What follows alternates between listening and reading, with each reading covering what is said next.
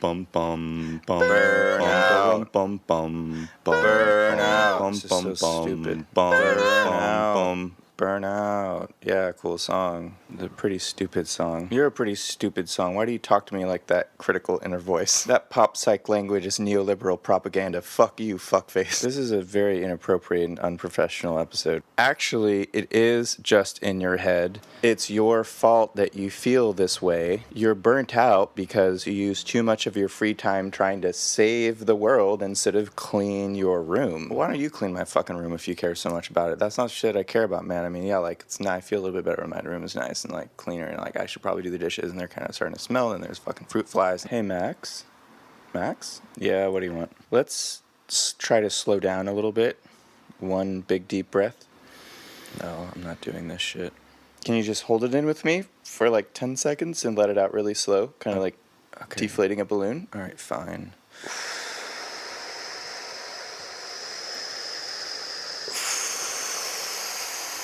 Yeah, it's like that. Okay, how about just one more? Let's do it together. I'll do it with you. All right, fine.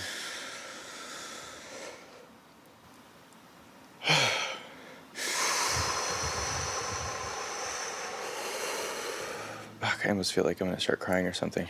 Yeah, that's normal. I can just tell from, like, how fast you're talking, and obviously you're kind of overwhelmed. You're taking on so much and you're really stressed out, so it just helps sometimes to, like, kind of just slow down time, like go into slow-mo and, like, breathe and stuff like that. I mean, you know that, right? You're a therapist. Yeah, but it's like, how did you know that? I'm you. We're doing, like, a performance art thing where we're pretending to be two people to have, like, a dialogue about burnout.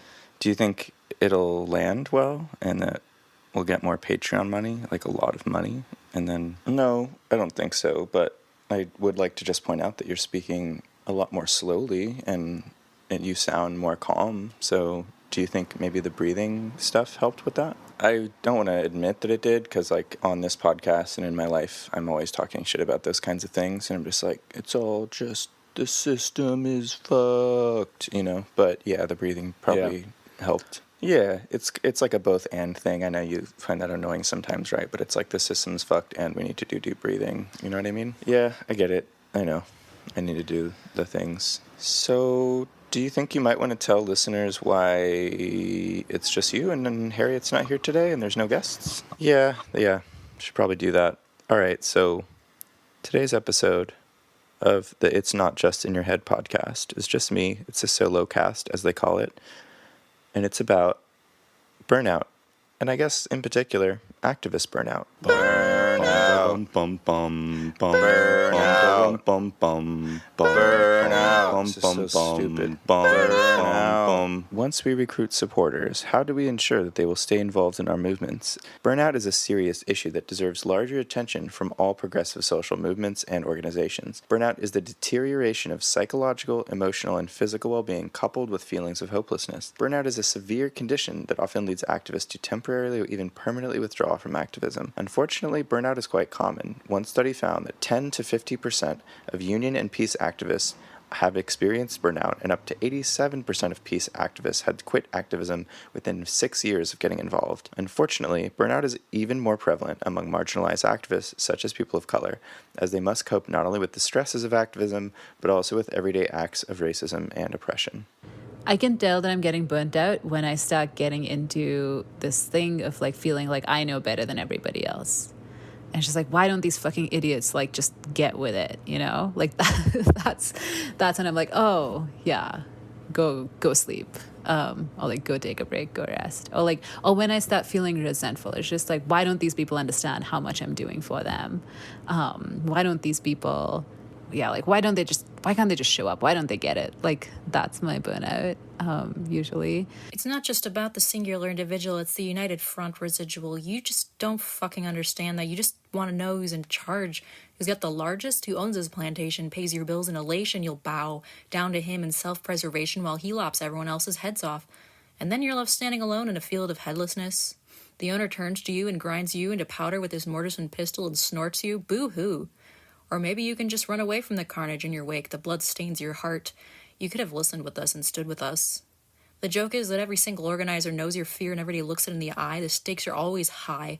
The most privileged fucks are the ones who cower with their tails between their legs and point fingers while we fight your battles and you don't even cry with us. You just wait and see who will win while you bury your sins, and if you do take action, but your reaction is to actively sabotage your neighbors in order to receive good graces and favors, status, and a place next to the owners, or to, get promoted into snuff, our empathy for you is never enough. Burnout is frequently caused by the culture of martyrdom often present in activist circles.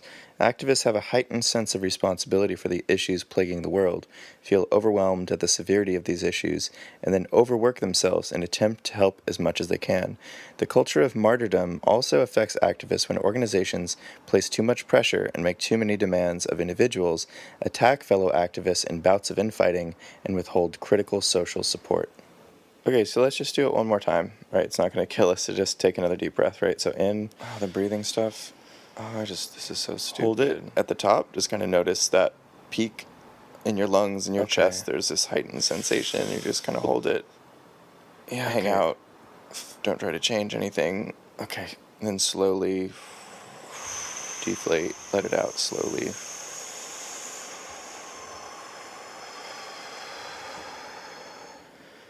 Okay, just one last one, okay? Okay. In. Yeah. Hold. Let's hold it for a few seconds. I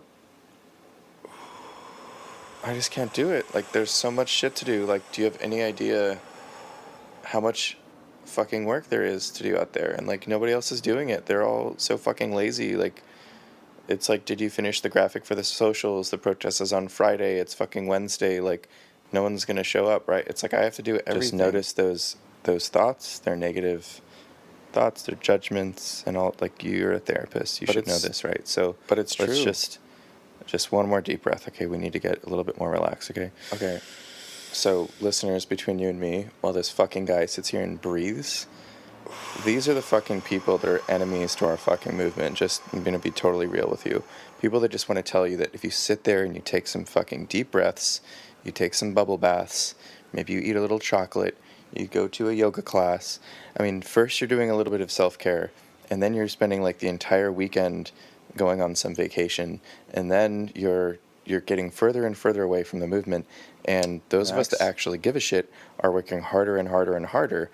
And so it's this discourse on self-care is like literally the most like counter-revolutionary shit I've ever fucking heard. No. And I can't handle listening to these fucking people anymore. They're using all this fucking trauma language to like continuously make it seem like we're all such fucking victims within the capitalism that we can't actually do anything to fucking change it. So nobody's actually fucking volunteering to do the fucking dishes. They just want to show up to the fucking party. So somebody like me has to do all the fucking dishes. Okay, so Max, so do you think that it's revolutionary to speed talk angrily about how shitty everyone is to the point where they all want to avoid you and not be around you and not help you with the tasks to advance the movement? Do you think that's an effective strategy? You're so fucking condescending.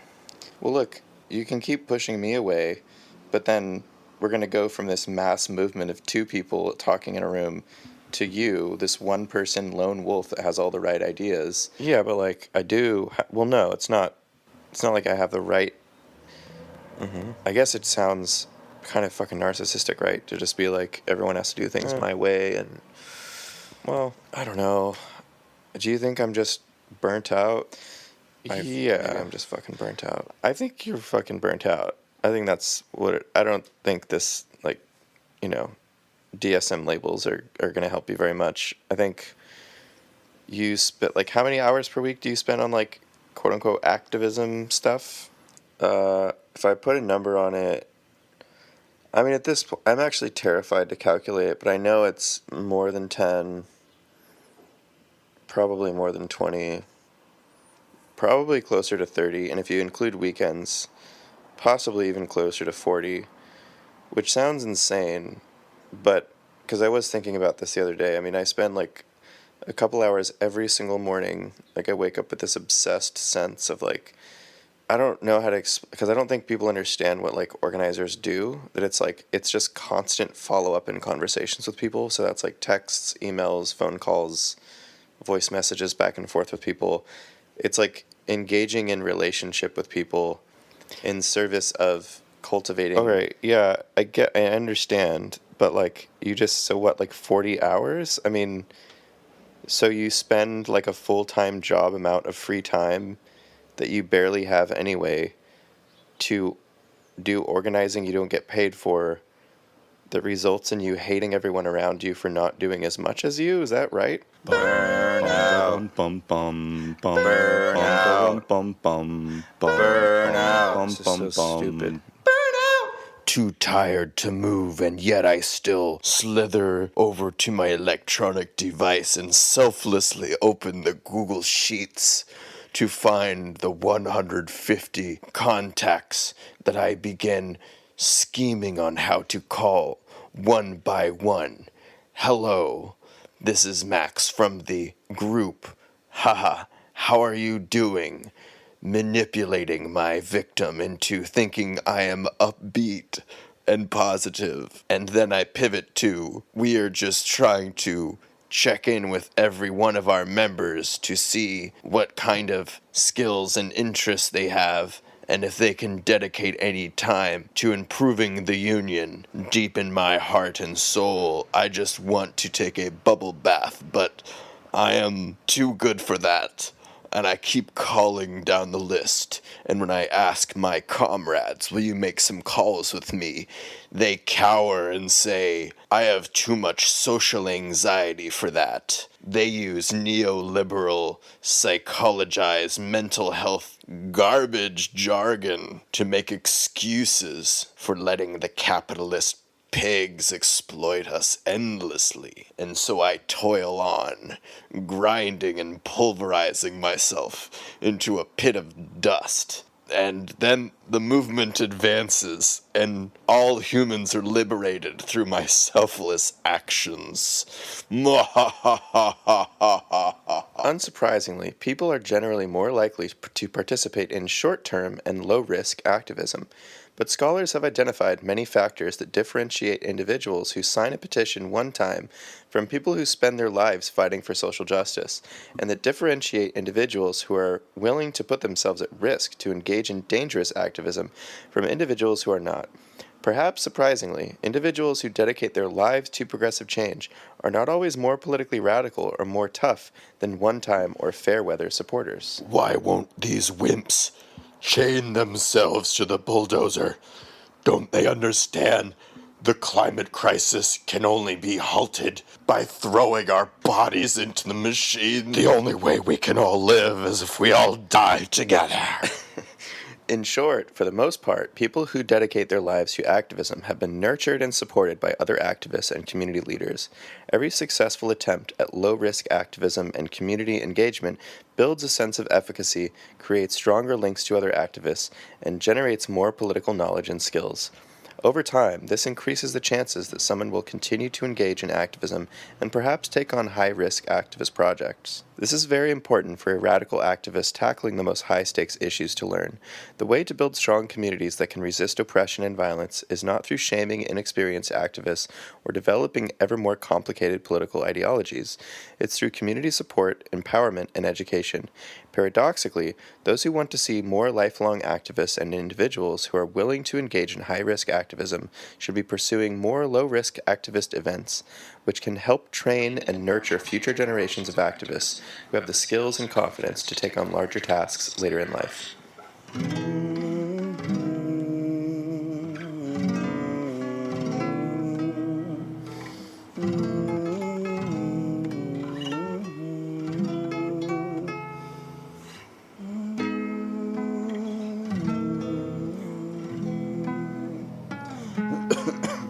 All right, well, there's a lot more I could probably say about that, but I'm going to just leave it there. Thanks for listening. Remember to monitor your burnout, get to know what your burnout thoughts are and what your tendencies are if you start to get resentful or pull away from people or whatever, within all these different important movements that we're all part of. it is important, I think, to try to treat it more like a marathon than a sprint, which means self-care is important. But beyond self-care, too, I think building sort of healthy, fun, cohesive cultures within the different groups that we're involved in. And I'll leave some links in the description, writings by maybe Miriam Kabe or Audre Lorde or Angela Davis or people like that, because they have some of the best things to say about self-care and burnout. So, all right. I hope that was fun for you. It was fun for me. Okay, bye.